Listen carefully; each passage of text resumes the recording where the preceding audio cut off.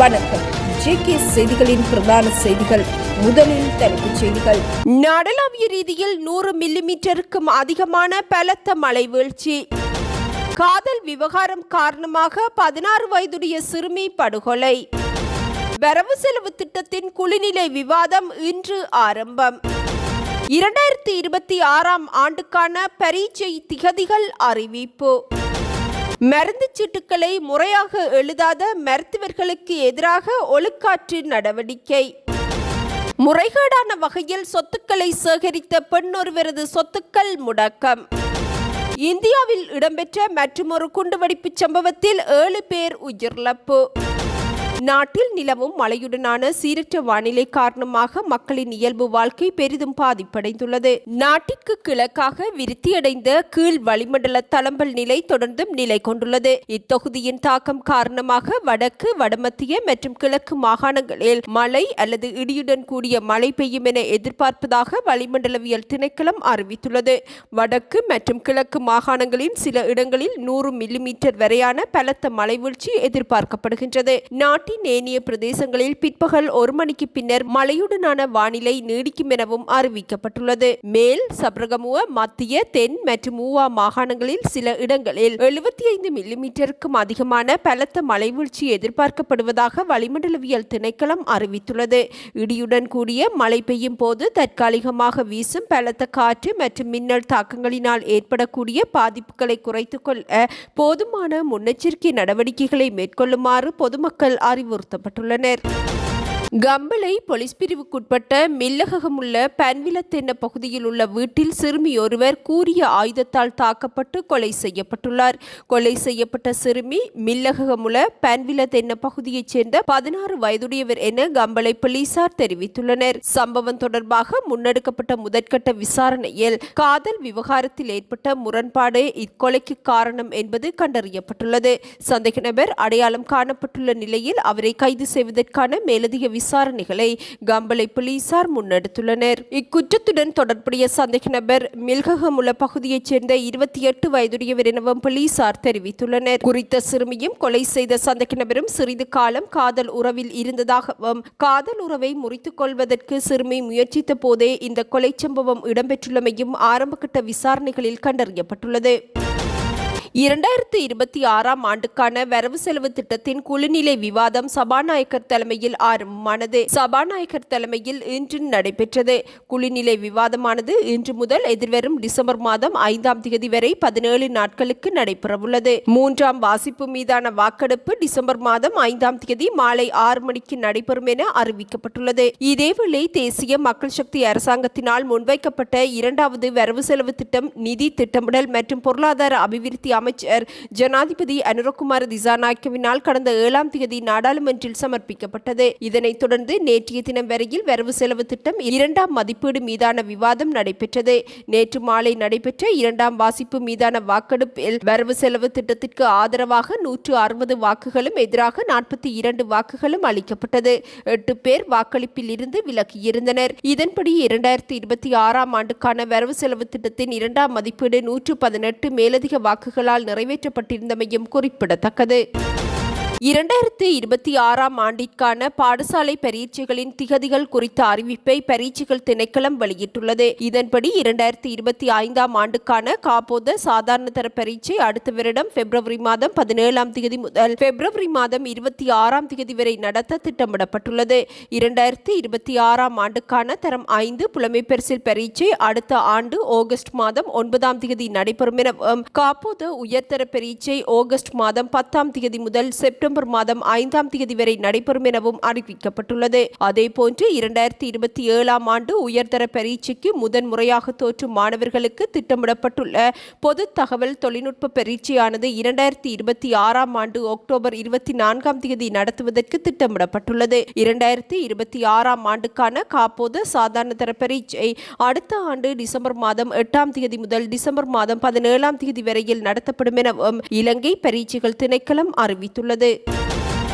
அரசாங்கத்தை கவிழ்ப்பதற்காக எதிரணிகளால் 5000 பேரை திரட்ட முடியுமெனில் அரசாங்கத்தை பாதுகாப்பதற்காக 50,000 பேருடன் களமிறங்கக்கூடிய வலுவான அரசியல் கட்டமைப்பு தம் வசம் உள்ளதாக ஜேவிபியின் செயலாளர் டில்வின் சில்வா தெரிவித்துள்ளார். 36வது கார்த்திகை வீரர்கள் ஞாபகார்த்தம் ஜனாதிபதி அனுரகுமார் திசாநாயக்க தலைமையில் விகாரமாதேவி திறந்த வெளியரங்கில் நடைபெற்றது. இந்நிகழ்வில் கலந்து கொண்டு உரையாற்றும் போதே டில்வின் சில்வா இதனை தெரிவித்தார். கூட்டு எதிரணி என கூறிக்கொள்ளும் தரப்பினரால் எதிர்வரும் 21ஆம் தேதி நுகைகொடையில் பேரணி ஏற்பாடு செய்யப்பட்டுள்ள நிலையில் அதற்கு பதிலளிக்கும் வகையிலேயே டில்வின் சில்வா இந்த அறிவிப்பை வெளியிட்டுள்ளார். ஆட்சியை கவிழ்ப்பது பற்றியும் கொழும்பை சுற்றி வளைப்பது குறித்தும் தற்போது பேசுகின்றனர். அவர்களது நகர்வுகள் எமக்கு சவால் அல்ல. எப்படி போராட்டம் நடத்த வேண்டும், எப்படி பேரணி நடத்த வேண்டும் என செய்து காட்டியவர்கள் நாங்கள். எனவே 3000 4000 பேரை திரட்டி எம்மை மிரட்ட முடியாது. பேரணி பார்க்க வேண்டுமானால் நாமும் நடத்தி காட்டுகின்றோம். அரசாங்கத்தை கவிழ்ப்பதற்காக 5000 பேரை திரட்ட முடியும் என்றால் பாதுகாப்பதற்காக 50,000 பேருடன் களம் இறங்கும் வல்லமை எமது அரசியல் அணிக்கு உள்ளது என தேசிய மக்கள் சக்தியின் செயலாளர் டில்வின் சில்வா தெரிவித்துள்ளார். தேசிய மக்கள் சக்தி அரசாங்கம் அரச ஊழியர்களுக்கு எதிராக கடுமையான அடக்குமுறையை கையாள்வதாக ஸ்ரீலங்கா பொதுஜன பெரமுனவின் நாடாளுமன்ற உறுப்பினர் நாமல் ராஜபக்ச தெரிவித்துள்ளார். கண்டி ஸ்ரீ தலதா மாளிகையில் வழிபாடுகளில் ஈடுபட்ட பின்னர் ஊடகங்களுக்கு கருத்துரைக்கும் போதே அவர் இதனை தெரிவித்தார். நாட்டில் தற்போது சவால் மிகுந்த காலகட்டம் ஏற்பட்டுள்ளது. இக்காலப்பகுதியில் பொதுமக்கள் பொறுமையாக செயற்பட வேண்டும். இலங்கை போலீஸ் துறையானது முற்றிலும் அரசியல் மயமாக்கப்பட்டுள்ளது. அரச ஊழியர்களுக்கு எதிரான கடுமையான அடக்குமுறையை அரசாங்கம் கையாள்கின்றது. இந்த விடயங்களின் அடிப்படையில் எதிர்வரும் 21ஆம் தேதி நுகைகொடையில் நடைபெறவுள்ள பேரணியில் அனைத்து மக்களும் ஒன்றிணைந்து கலந்து கொள்ள வேண்டும் என நாமல் ராஜபக்ச அழைப்பு விடுத்துள்ளார். தேசிய மக்கள் சக்தி அரசாங்கத்தின் செயற்பாடுகளுக்கு எதிராக ஐக்கிய மக்கள் சக்தியினால் ஒருங்கிணைக்கப்பட்டுள்ள பொது எதிரணியில் இணைவதற்கு தமிழ் தேசிய மக்கள் முன்னணி தீர்மானித்துள்ளது. குறித்த விடயத்தை தமிழ் தேசிய மக்கள் முன்னணியின் தலைவர் கஜேந்திரகுமார் பொன்னம்பலம் அறிவித்துள்ளார். இதேவேளை அரசாங்கத்திற்கு எதிர்ப்பு தெரிவிக்கும் வகையில் எதிர்வரும் 21ஆம் தேதி நுகைகொடையில் ஆர்ப்பாட்ட பேரணியொன்று ஏற்பாடு செய்யப்பட்டுள்ளது. எதிர்வரும் 21ஆம் தேதி எதிர்க்கட்சிகளின் பேரணியில் பங்கேற்பதற்கு ஐக்கிய தேசிய கட்சியின் நிறைவேற்றுக்குழு அனுமதி வழங்கியுள்ள நிலையில் ராமநாதன் அர்ச்சுனா மற்றும் கஜேந்திரகுமார் பொன்னம்பலம் ஆகியோர் அரசாங்கத்திற்கு எதிராக குறித்த பேரணியில் கலந்து கொள்வார்கள் எனவும் அறிவிக்கப்பட்டுள்ளது. இலங்கை தமிழரசு கட்சிக்கும் ஜனாதிபதிக்கும் இடையில் அடுத்த வாரம் சந்திப்பொன்று நடைபெறவுள்ளதாக நாடாளுமன்ற உறுப்பினர் இரா சாணக்கியன் அறிவித்துள்ளார். நாடாளுமன்றத்தில் நேற்று வரவு செலவு திட்டம் குறித்த தமிழரசு கட்சியின் தீர்மானத்தை அறிவித்த போதே அவர் இதனை குறிப்பிட்டார். நேற்றைய வாக்கெடுப்பில் அரசாங்கத்திற்கு சார்பாக தமிழரசு கட்சி செயற்படவில்லை, அரசாங்கத்திற்கு எதிராகவும் இல்லை. வாக்கெடுப்பில் இருந்து விலகியுள்ளோம். ஜனாதிபதியுடன் அடுத்த வாரம் சந்திப்பொன்றை ஏற்பாடு செய்யவிருப்பதாக அறிவிக்கப்பட்டதன் அடிப்படையில் 2026ஆம் ஆண்டு வரவு செலவு திட்டத்திற்கு வாக்களிப்பதை தவிர்த்துள்ளோம். ஜனாதிபதி எமது பிரச்சனைகளை தீர்க்க முன்வருவார். தமிழர் அரசியல் பிரச்சனைகளுக்கு தீர்வு காண முயலுவார். எமது மக்கள் நீண்ட காலமாக எதிர்பார்க்கும் புதிய அரசியலமைப்பை கொண்டு வருவார். பிரச்சனைகளில் பாதிக்கப்பட்ட சமூகத்தின் கருத்துக்களை கேட்பார் என நாடாளுமன்ற உறுப்பினர் இரா சாணக்கியன் நம்பிக்கை வெளியிட்டுள்ளார். இரத்தினபுரி எகலியகொட பகுதியில் பெண்ணொருவருக்கு சொந்தமான சொத்துக்களை முடக்க சட்டவிரோத சொத்துக்கள் புலனாய்வு பிரிவு நடவடிக்கை எடுத்துள்ளது. குறித்த சொத்துக்கள் சட்டவிரோத போதைப்பொருள் மற்றும் மதுபான விற்பனை மூலம் பெறப்பட்ட பணத்தில் கொள்வனவு செய்யப்பட்டுள்ளமை உறுதி செய்யப்பட்டது. இதனை அடுத்து பண மோசடி சட்டத்தின் கீழ் அவரது கணவருக்கு எதிராக விசாரணைகள் மேற்கொள்ளப்பட்டன. சட்டவிரோதமாக பெறப்பட்ட பணத்தை பயன்படுத்தி எகலியகொட இரத்தினபுரி வீதியை ஒட்டிய 30 மில்லியன் ரூபாய் மதிப்புள்ள 3 காணிகளையும் 6 பர்ச்சேஸ் காணியையும் கொள்வனவு செய்துள்ளமையும் கண்டறியப்பட்டது. அத்துடன் கடையுடன் கூடிய 2 மாடி கட்டடத்தையும் அந்நபரின் மனைவி கட்டியதாக தெரிய வந்ததை அடுத்து 45 வயதான சந்தேக நபரான பெண் கைது செய்யப்பட்டார். தொடர்ந்தும் பண மோசடி தடுப்புச் சட்டத்தின் கீழ் அவரது பெயரில் கொள்வனவு செய்யப்பட்ட சொத்தை 7 நாட்கள் வரை முடக்கி வைப்பதற்கும் நடவடிக்கை எடுக்கப்பட்டுள்ளது. மருந்து சீட்டுக்களை எழுதுதல் மற்றும் பரிந்துரைத்தல் தொடர்பான விடயங்களில் அதிகாரப்பூர்வ வழிகாட்டுதல்களை மருத்துவ நிபுணர்கள் கடைபிடிக்க வேண்டும் என இலங்கை மருத்துவ சபை அறிவிப்பொன்றை வெளியிட்டுள்ளது. தெளிவு மற்றும் நோயாளி பாதுகாப்பை உறுதி செய்வதற்கு இந்த வழிகாட்டுதல்கள் அவசியம் என சபை வலியுறுத்தியுள்ளது. குறித்த அறிக்கையின்படி சில மருத்துவர்களால் வழங்கப்படும் தெளிவற்ற மருந்து சீட்டுகள் குறித்து மருந்தாளுநர்கள் மற்றும் பொதுமக்களிடமிருந்து முறைப்பாடுகள் கிடைக்கப்பெற்றுள்ளன.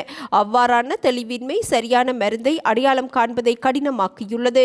இது நோயாளியின் பாதுகாப்பிற்கு அச்சுறுத்தலாக காணப்படுகின்றது. மருத்துவ நிபுணர்களுக்கான நெறிமுறை நடத்தை வழிகாட்டுதல்களில் மருந்து சீட்டுகள் எவ்வாறு எழுதப்பட வேண்டும் மற்றும் பரிந்துரைக்கப்பட வேண்டும் என்பது குறித்த குறிப்பிட்ட வழிமுறைகள் உள்ளன. எனவே இந்த வழிகாட்டுதலை பின்பற்ற தவறும் மருத்துவர்கள் மீது ஒழுக்காற்று நடவடிக்கை எடுக்கப்படும் என இலங்கை மருத்துவ சபை எச்சரித்துள்ளது.